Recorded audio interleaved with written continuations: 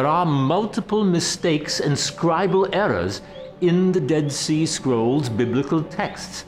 The so-called Masoretic text compiled by Jewish scribes in early medieval times is certainly superior.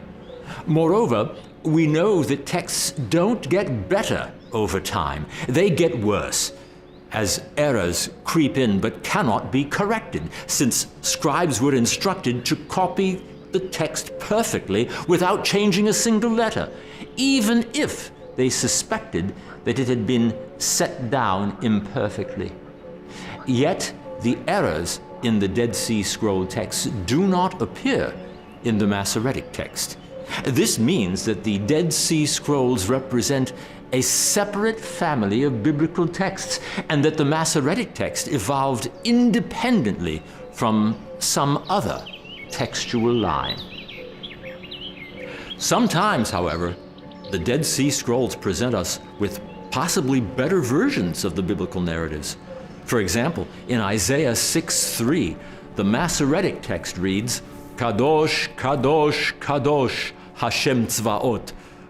Holy, holy, holy is the Lord of hosts. In Dead Sea Scrolls Isaiah, we simply read, Kadosh, Kadosh, holy, holy. There is no third holy. Also, according to the Bible, the height of Goliath, the giant whom David felled with his slingshot, was an impossibly tall 6 cubits, which is equivalent to 9 feet 9 inches. That obviously looks like a tall tale. But according to a Dead Sea Scrolls fragment from the book of 1 Samuel, his height was 4 cubits and a span, equivalent to about 6 feet 9 inches. That's still very tall, but by no means worthy of the Guinness Book of World Records. There are places in which the Dead Sea Scrolls agree with the Septuagint, or Greek translation of the Hebrew Bible, against the Masoretic text. An example is the book of Jeremiah, which is about 1/8 shorter in the Septuagint. The scrolls appear to verify the shorter version of the biblical prophet. It now appears likely, though not provable, that roughly 1/8 of the book consists of embellishments added later. In one place, by contrast, the Dead Sea Scrolls preserve a passage which did not come down in the Masoretic text. In 1 Samuel 11, there is mention of the king of the Ammonites, Nahash, who made a peace treaty with the Israelites of Jabesh Gilead on condition that the right eye of each resident of the city be gouged out. Josephus records additional information beyond what is found in the Bible, saying that King Nahash had a habit of doing this to those who surrendered to him. Some of this additional material has now been found among the Qumran fragments of 1 Samuel, which seems to verify Josephus. One more example relates to Deuteronomy 32:8, where we read in the Masoretic text, Yatsev gvulot amim lamispar b'nei Yisrael. He fixed the boundaries of the peoples according to the number of the sons of Israel. Most Greek manuscripts, including the Septuagint, read, Kata arithmon angelon theu. According to the angels of God. In the Dead Sea Scrolls we read, Yatsev gvulot amim lamispar b'nei Elokim. According to the sons of God, which conjures up the image of angels. This is most likely how the earliest texts read, and why the Septuagint rendered it angels of God. The later rabbinic sages, however, did not want to emphasize the involvement of angels, which might lead to angel worship and contradict the essence of Israelite monotheism. So they changed the wording from sons of God to sons of Israel.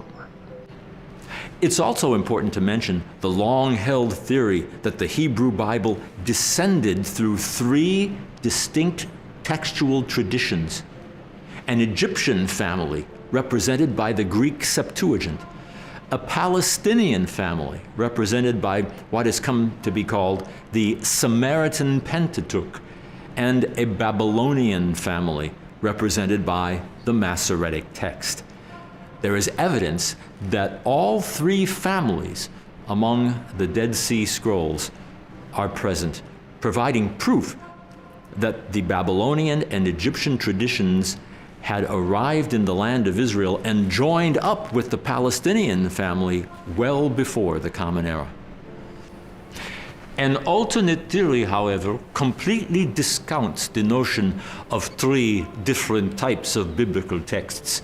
It can be argued that there are no less than 5 groups of Qumran texts, texts written in special Qumranic practice, though with numerous errors, Proto-Masoretic texts, pre-Samaritan texts, texts close to the Hebrew source for the Septuagint, and non-aligned texts, exhibiting no consistent patterns of agreement or disagreement with the others. As expected, there is wide disagreement among scholars regarding how the biblical text came about and how exactly the Dead Sea Scrolls contribute to our knowledge of its evolution. Nevertheless, thanks to the scrolls, we know much more than we ever have about what the Hebrew Bible looked like prior to its final canonized form. In the final analysis, what can we say about the incredible legacy of the Dead Sea Scrolls and the wealth of knowledge they provide regarding one of the most seminal periods in human history?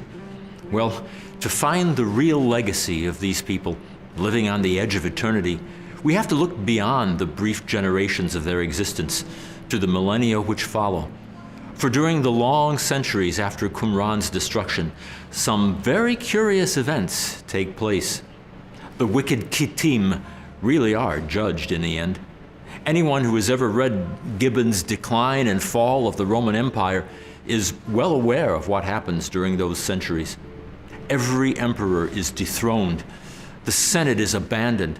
The Colosseum and the circuses are emptied. The streets lie deserted. The center of the empire, the Forum, becomes a haunt of jackals. Every trace of the complex fabric of Roman life is slowly unraveled, and the once proud Roman citizenry becomes so utterly assimilated that today not a solitary trace of Roman blood or heritage can be discerned among all the human family. And whereas the Romans once designed to obliterate the Jewish people, today young Jewish children whose mother tongue is Hebrew sit in schoolrooms and study ancient Latin as a dead language. It is phenomenal. The Dead Sea sect, whether they were Essenes or some other group, have come and gone. But the Jewish people, like the scriptures they faithfully copied through the ages, live on. Certainly, the excavated ruins of Qumran and the nearby caves are a subtle reminder of the eternal resonance and power of the Hebrew Scriptures. But we are also reminded of other things, including the danger of exclusive sectarian movements and the error of militant fanaticism. Nevertheless, we appreciate the fact that the caves and the priceless treasure they contain have been preserved for the world in the very state in which they were hastily abandoned so long ago. The English poet Percy Bysshe Shelley might well have been writing of the ruin of Qumran when he penned these classic verses. Nothing beside remains, round the decay of that colossal wreck, boundless and bare, the lone and level sands stretch far away.